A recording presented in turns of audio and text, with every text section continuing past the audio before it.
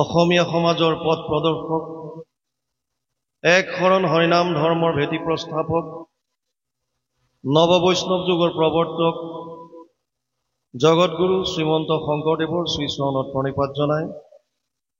যশোৱাৰ লাল কংসৰ কাল নন্দৰ নন্দন উদ্ধৱৰ বন্দন, গোপিনীৰ মন দৈৱকীৰ ধন, গোৱালৰ গোপাল আৰু ভকতৰ কৃপাল স্বৰূপ, সৰ্বজ্ঞ সৰ্বব্যাপ্ত সৰ্বাশ্ৰয়ী সৰ্বশক্তিমান, পৰম পুৰুষ পৰম আনন্দ পৰমেশ্বৰ পৰম কৃপালু ভগৱান কৃষ্ণৰ বাংময় স্বৰূপ শ্ৰীমদ ভাগৱতক সাষ্টাংগিক প্ৰণাম জনায়।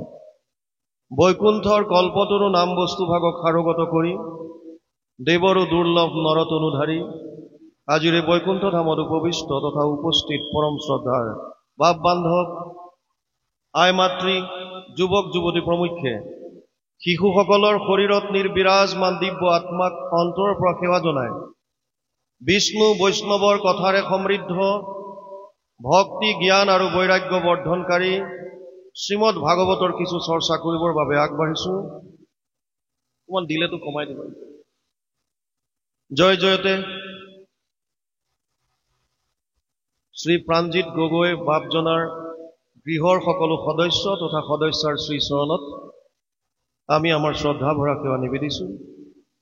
কাৰণ তেওঁ পুত্ৰ কৃষ্ণপ্ৰাণ গগৈৰ জন্মৰ লগত সংগতি ৰাখি ভগত বৈষ্ণৱ নিমন্ত্ৰণ কৰি আনি বৈকুণ্ঠৰ পৰম মংগল নাম বস্তুভাগ চৈতন্য কৰাৰ লগতে প্ৰভু ভগৱন্তৰ লীলাসমূহ শ্ৰৱণ কীৰ্তন কৰাৰ যি সুবিধা কৰি দিছে, যুগ ধৰ্মৰ ফালৰ পৰা ইয়াক এক শ্ৰেষ্ঠ কৰ্ম বুলি অভিহিত কৰিছে।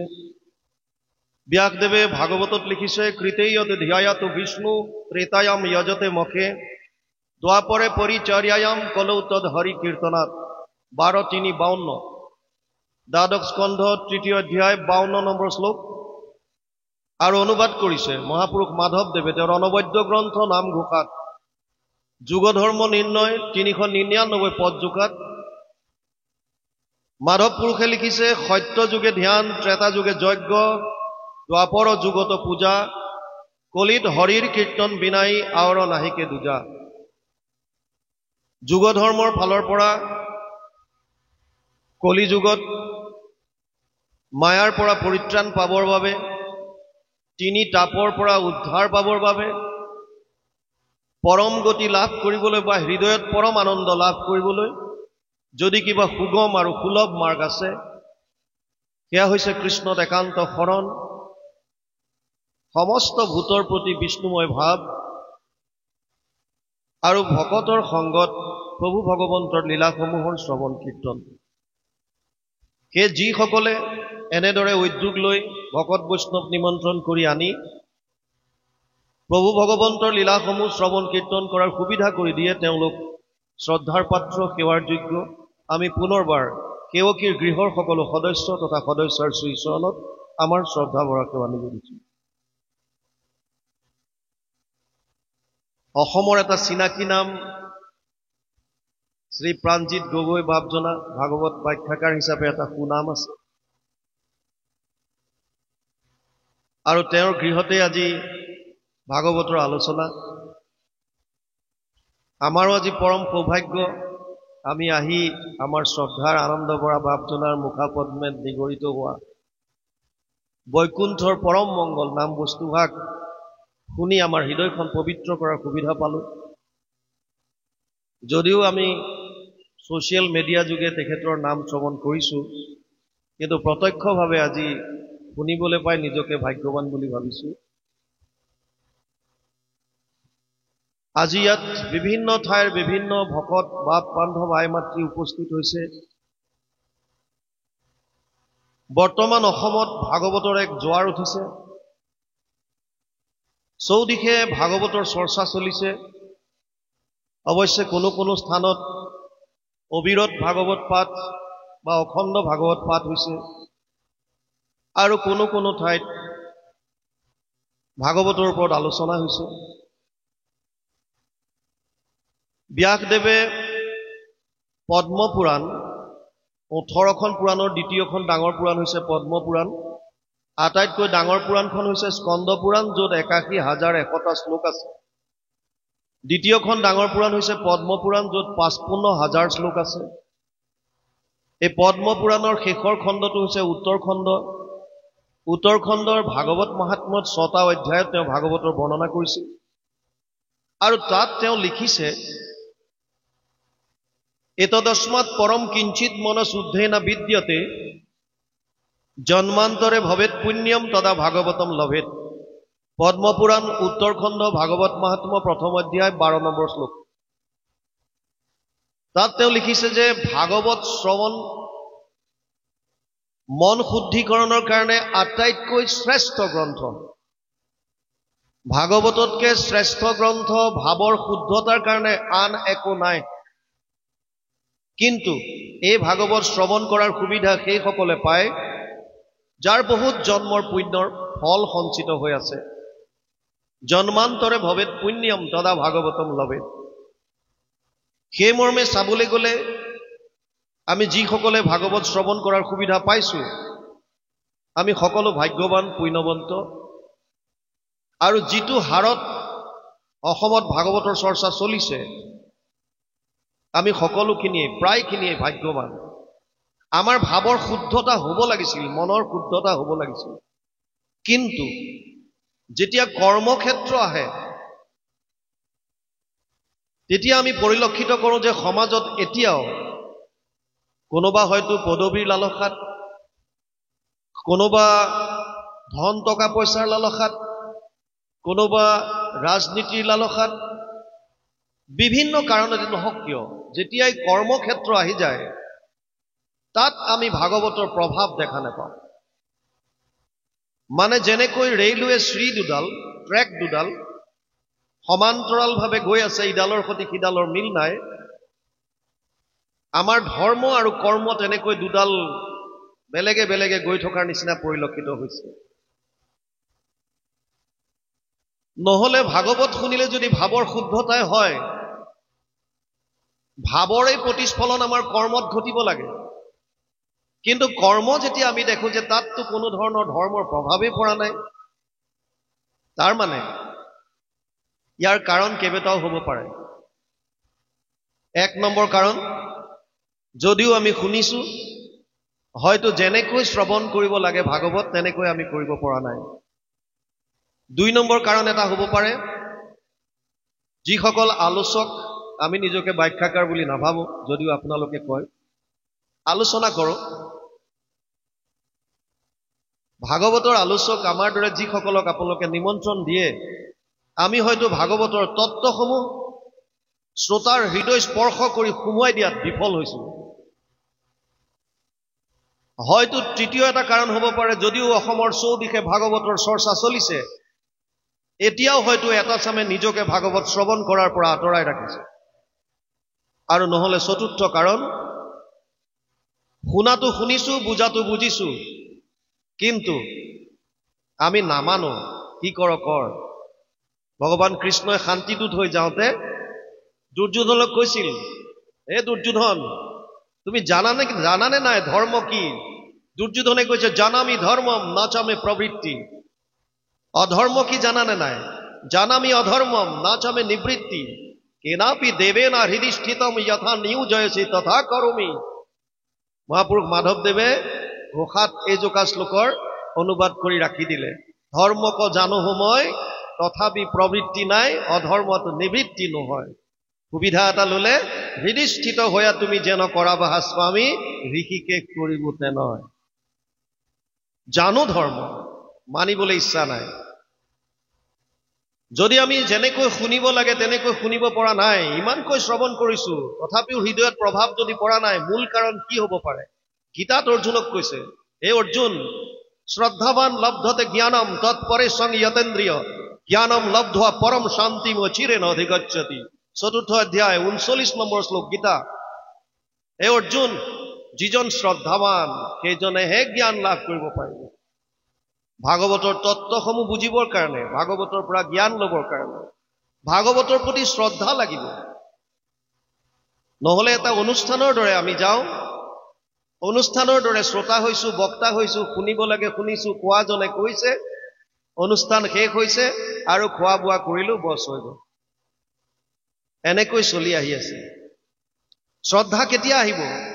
যেতিয়া আমি গ্ৰন্থভাগীৰ মাহাত্ম্য গম পাম। মাহাত্ম্যটো জানিব লাগিব। হয়তো বহুতে ভাবে মাহাত্ম্য জানি কি লাভ? মাহাত্ম্যই আপোনাৰ দৃষ্টিকোণ সলনি কৰি দিব। সমাজত বহুত নাপাই চলে। আইসকলে বন্তি জ্বলাব নাপায়, আইসকলে ভাগৱত পঢ়িব নাপায়, আইসকলে গীতা চুব নাপায়। নাপাই পৰা ওলাওক আৰু। যিবিলাক বিজ্ঞানসন্মত আছে কাৰণ এইবিলাক মানৱ, যিবিলাকত নাই এয়া অন্ধবিশ্বাস বুলি বাদ দিওঁ। আমি গাড়ী চলাই অসমৰ ইমূৰৰ পৰা সিমূৰলৈ ঘূৰি থাকোতে কেতিয়াবা দেখা পাওঁ আমাৰ আগত বেলেগ গাড়ী থাকিলে আগে যদি মেকুৰী পাৰ হয়, তেওঁলোকে গাড়ী ৰখাই কিবা পূৰণ চিন দিয়ে, থু থু থা থা কৰে, তথাপিও সাহস নকৰে আগবাঢ়ি যাবলৈ, আৰু গ্লাছ খুলি আমাক ইংগিত দিয়ে আগবাঢ়ক। কিয়? যাত্ৰা ভংগ হৈ গ'ল। কিহৰ কাৰণে? মেকুৰী এটা পাৰ হৈ গ'ল। আৰু গুৰুজনাই কীৰ্তনত লিখিছে, সমস্ত ভূতত ব্যাপী আছো মই হৰি, সবাকো মানিবা তুমি বিষ্ণু বুদ্ধি কৰি।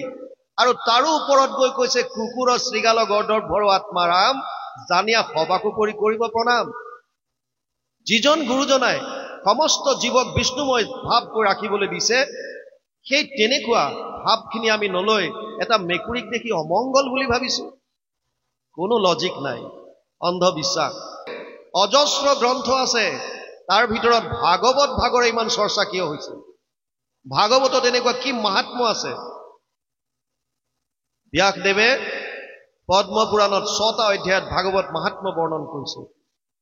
আমি যিহেতু আজি সপ্তম স্কন্ধৰ প্ৰহ্লাদ চৰিত্ৰ আলোচনা কৰিম, গতিকে সম্পূৰ্ণ মই ভাগৱত মাহাত্ম্য নেযাওঁ, মাত্ৰ দুটামান কথা বুজি লওক যাতে শ্ৰদ্ধা বাঢ়ে।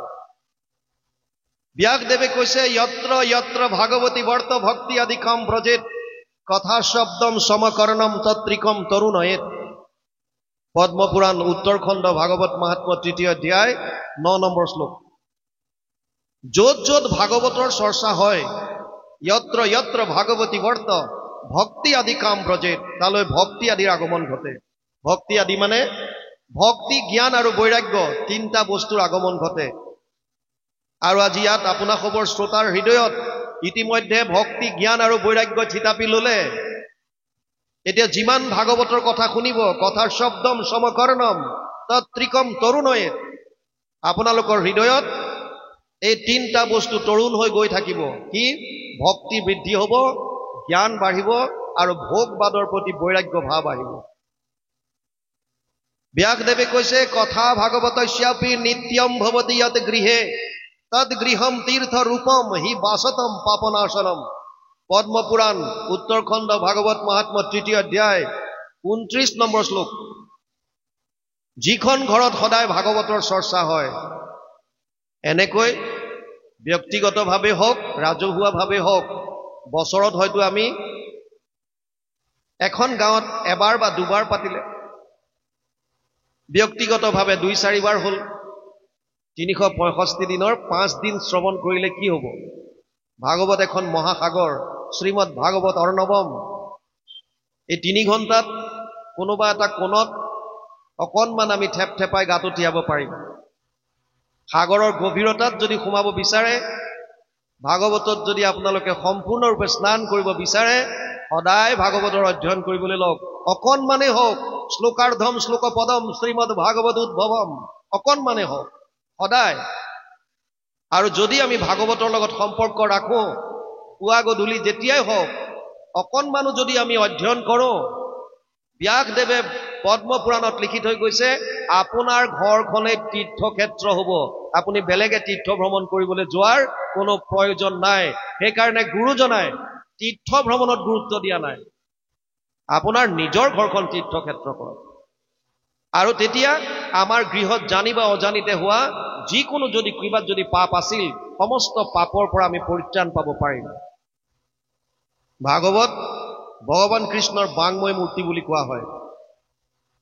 ইয়াত বাণী ৰূপে, শব্দ ৰূপে প্ৰতিটো আখৰত ভগৱান কৃষ্ণ বিৰাজমান হৈ আছে। তেনেয়ম বাংময় মূৰ্তি প্ৰত্যক্ষ বৰ্ততে হৰি, সেৱাত শ্ৰৱণাত পথত দৰ্শনাত পাপনাশিনী। পদ্মপুৰাণ উত্তৰখণ্ড ভাগৱত মাহাত্ম্য 3য় অধ্যায় 62 নম্বৰ শ্লোক। তাত লিখিছে ভাগৱত ভগৱান কৃষ্ণৰ বাংময় মূৰ্তি শব্দৰূপে ইয়াত বিৰাজমান হৈ আছে। আমাৰ কি হ'ব তেতিয়া? এই শব্দবিলাক শুনিলে কি লাভ? কিহৰ কাৰণে ইমানকৈ গুৰুজনাই ক'লে যদ্যপি ভগতি নৱবিধ মাধৱৰ শ্ৰৱণ কীৰ্তন আত হোমত শ্ৰেষ্ঠতৰ?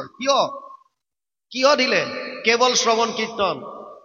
কি লাভ? কৃষ্ণময় শব্দবিলাক আমাৰ ভিতৰত গৈ কি কৰিব? চাওক,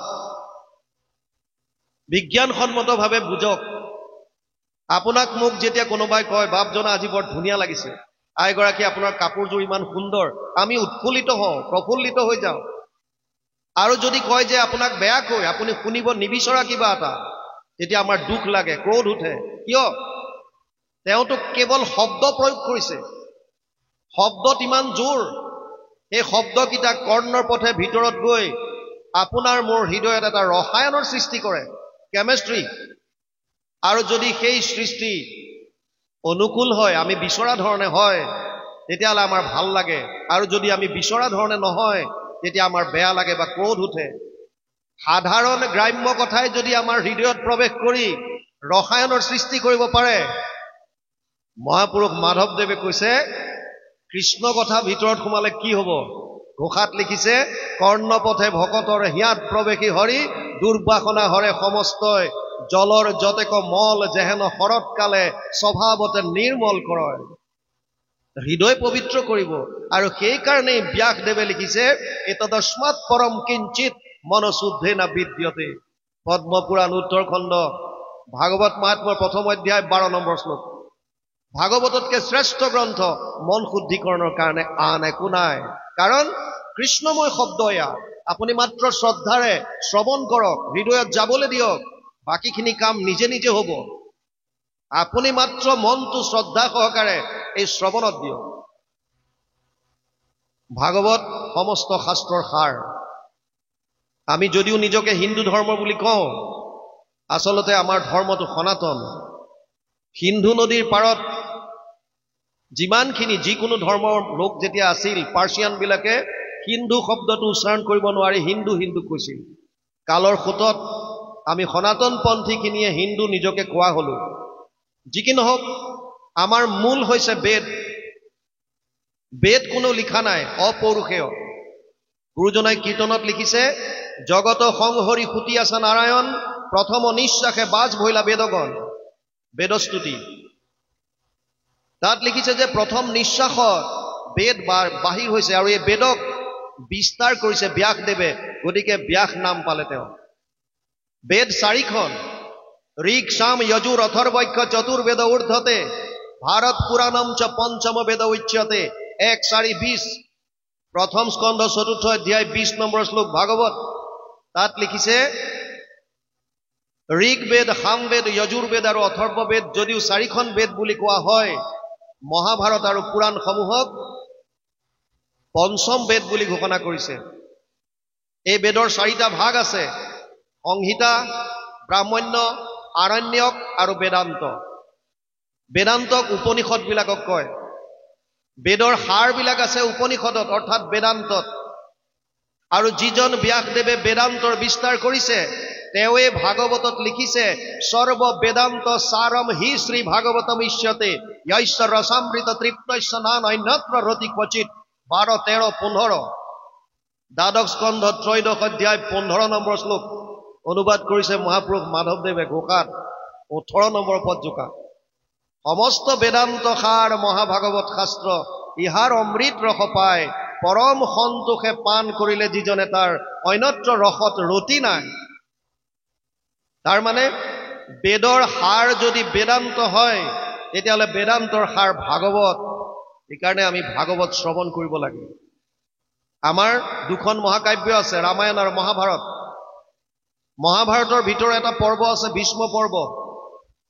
এই ভীষ্ম পৰ্বৰ 25 অধ্যায়ৰ পৰা 42 অধ্যায়লৈ 18টা অধ্যায় সুকীয়াকে উলিয়াই আনিছে, নাম দিছে শ্ৰীমদ ভগৱত গীতা, যাক আমি গীতা বুলি কওঁ।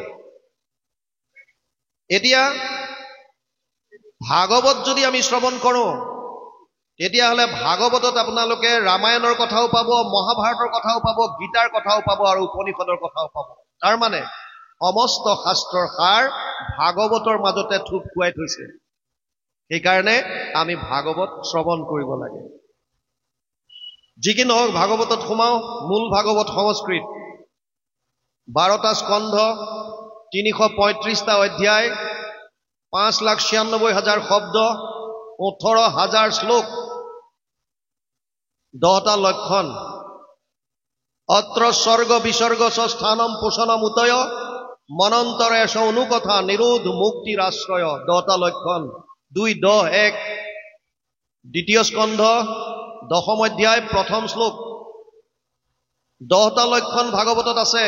স্বৰ্গ বিসৰ্গ স্থান পোষণ উতি মনন্তৰ ঈশানো নিৰোধ মুক্তি আশ্ৰয়। তৃতীয় স্কন্ধৰ পৰা লক্ষণসমূহ আৰম্ভ কৰিছে। প্ৰথম আহিছে লক্ষণ তৃতীয় স্কন্ধত স্বৰ্গ। স্বৰ্গ হৈছে আদি সৃষ্টি। প্ৰলয়ৰ পাছত প্ৰভু ভগৱন্তই এই কোটি কোটি ব্ৰহ্মাণ্ডৰ কেনেকৈ সৃজন হ'ল তাৰ বিষয়ে সুন্দৰভাৱে বৰ্ণনা পাব তৃতীয় স্কন্ধ লক্ষণ স্বৰ্গ। চতুৰ্থ স্কন্ধ বিসৰ্গ। ব্ৰহ্মা আদিৰ দ্বাৰা এই সৃষ্টি কাৰ্য কেনেকৈ বিস্তাৰ হ'ল, ছেকেণ্ডাৰী সৃষ্টি যিটো, সেয়া নাম দিছে বিসৰ্গ। চতুৰ্থ স্কন্ধত আপোনালোকে পাব। পঞ্চমত লক্ষণ হৈছে স্থান। ভূগোল আৰু খগোলৰ বিষয়ে, গ্ৰহ নক্ষত্ৰৰ বিষয়ে জানিবলৈ অধ্যয়ন কৰিব লাগিব পঞ্চম স্কন্ধ। ষষ্ঠ স্কন্ধ লক্ষণ হৈছে পোষণ। প্ৰভু ভগৱন্তই জীৱসমূহ কেনেকৈ পোষণ কৰে তাৰ বিষয়ে চিত্ৰকেতু উপাখ্যান, বৃত্ৰাসুৰ বধ, অজামিল উপাখ্যান, বিভিন্ন সুন্দৰ উপাখ্যানৰ দ্বাৰা বৰ্ণনা কৰিছে। আৰু সপ্তম স্কন্ধ যি আজি আমি আলোচনা কৰিম, লক্ষণ হৈছে উতি। উতি মানে বাসনা। সংস্কৃতত 15টা অধ্যায় আছে সপ্তম স্কন্ধত। 3 ধৰণৰ বাসনা বুজাবলৈ 15টা অধ্যায় লৈছে। 5টা অধ্যায়ত দৈবিক বাসনাৰ কথা বুজাইছে প্ৰহ্লাদ চৰিত্ৰৰ দ্বাৰা। 5টা অধ্যায়ত আসুৰিক বাসনাৰ কথা বুজাবলৈ গৈ কাহিনী আনিছে হিৰণ্যকশিপু আৰু হিৰণ্যক্ষৰ।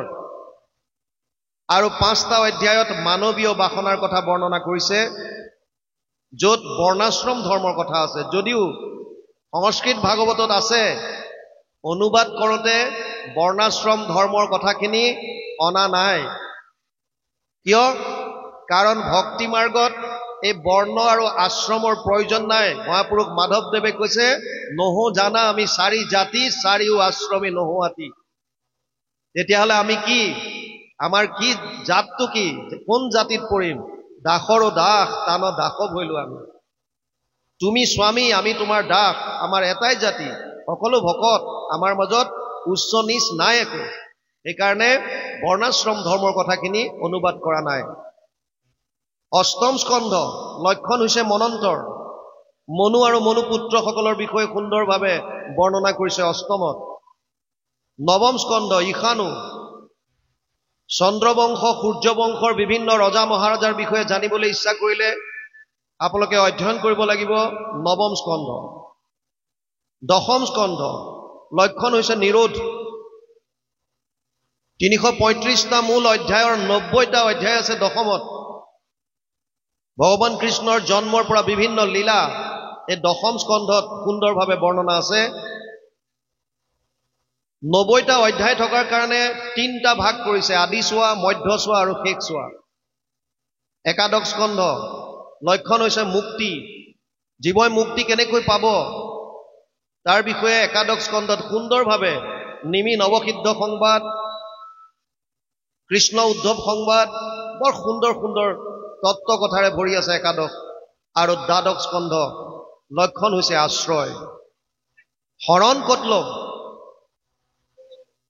যদিও 10টা লক্ষণ ভাগৱতত বৰ্ণনা কৰিছে, পুনৰ বুজি লওক, ভাগৱতত যদিও 10টা লক্ষণ বৰ্ণনা কৰিছে, 18,000 শ্লোক আছে, মূল উদ্দেশ্য হৈছে এটা, আমিবিলাকে আশ্ৰয় ক'ত ল'ম, শৰণ ক'ত ল'ম। এই দশম লক্ষণটো শুদ্ধ ৰূপত প্ৰতিপন্ন কৰিবৰ কাৰণেই বাকী 9টা লক্ষণ বৰ্ণনা কৰিছে। দশমৰ্থ বিশুদ্ধ্যাৰ্থম নবানি মিহ লক্ষণম বৰ্ণয়ন্তি মহাত্মান শ্ৰুতেনা অৰ্থেন চাঞ্জসা। 2:10:2 দ্বিতীয় স্কন্ধ দশম অধ্যায় 2 নম্বৰ শ্লোক ভাগৱত। যেনেকৈ ফুটবল খেলত 11জন প্লেয়াৰ থাকে, খেলুৱৈ, বল এটা, 11জন প্লেয়াৰৰ ইটোৱে সিটোলৈ পাছ দি থাকে, কিন্তু লক্ষ্যটো কেতিয়াও নাপাহৰে। লক্ষ্য হৈছে বিপৰীত পক্ষৰ গ'ল পোষ্ট। বল ইফালে সিফালে মাৰিব পাৰে, কিন্তু লক্ষ্য কি? বিপৰীত পক্ষৰ গ'ল পোষ্ট। কেনেকৈ গ'ল পোষ্টত বলটো ভৰাব পাৰে? ভাগৱতেও বিভিন্ন বিষ্ণু বৈষ্ণৱৰ কথাৰে যিহেতুকে বৰ্ণনা কৰি আনিছে, কিন্তু মূল উদ্দেশ্য হৈছে আমি শৰণ ক'ত ল'ম, আশ্ৰয় ক'ত ল'ম। ভাগৱত আৰম্ভ হৈছে নৈমিষাৰণ্যত। 28,000 ঋষি একত্ৰিত হৈছে, সুত মুনিক ব্যাখ্যাৰ আসনত বহুৱাই দিছে। 28,000 ঋষিৰ ভিতৰত যিজন কথামৃত ৰসস্বাদ কুশল শৌনক অব্ৰবীত, পদ্মপুৰাণ উত্তৰখণ্ড ভাগৱত মহাত্ম্য 1ম অধ্যায় 3 নম্বৰ শ্লোক। যিজন কথামৃত পান কৰাত কুশল, সেইজনক কৈছে শৌনক। শৌনকে প্ৰশ্ন আগবঢ়াই দিছে আৰু ভাগৱত আগবাঢ়িছে। শৌনকে কৈছে সুতমুনিক, শৌনক বদতি শুনা সুত মহামানী, পৰম পাতকী কলি পাইলে হেন জানি, আৰম্ভিলো যজ্ঞ আশী সহস্ৰ বছৰ, হোমধুমে ধূম্ৰ বৰ্ণ ভৈলা কলেবৰ, যিটো কৰ্ম কৰোৱাত নাহিক বিশ্বাস, আপোনাৰ আয়ুস কৰিলো ব্যৰ্থে নাশ। হে সুতমুনি, কলিযুগৰ মানুহৰ ভয়াৱহতাৰ কথা লক্ষ্য কৰিয়েই আমি 1000 বছৰ যজ্ঞ কৰিছিলো। উদ্দেশ্য কলিযুগৰ মানুহৰ কল্যাণ সাধন। কিন্তু 1000 বছৰ যজ্ঞ কৰি খৰিৰ ধোঁৱা বৰণীয়া কৰি দিয়াৰ পাছতো একো ফল নাপাওঁ। সেইকাৰণে প্ৰশ্ন আগবঢ়াই দিলে, তত্ৰ তত্ৰ অঞ্জসা আয়ুষ্মান ভৱতা য়ত বিনিশ্চিতম, পুংসাম একান্তত শ্ৰেয় তদ নাশম চিতুমৰ হসি। 1:1:9 প্ৰথম স্কন্ধ 1ম অধ্যায় 9 নম্বৰ শ্লোক ভাগৱতত শৌনকে প্ৰশ্ন আগবঢ়াই দিলে, পুংসাম একান্তত শ্ৰেয়, কলিযুগৰ মানুহে আটাইতকৈ কৰিবলগীয়া শ্ৰেষ্ঠ কৰ্মটো বা মাৰ্গটো কি? মানে আমি পৰম আনন্দ লাভ কৰিবলৈ, ভগৱানক পাবলৈ কৰিবলগীয়া শ্ৰেষ্ঠ কৰ্মটো কি?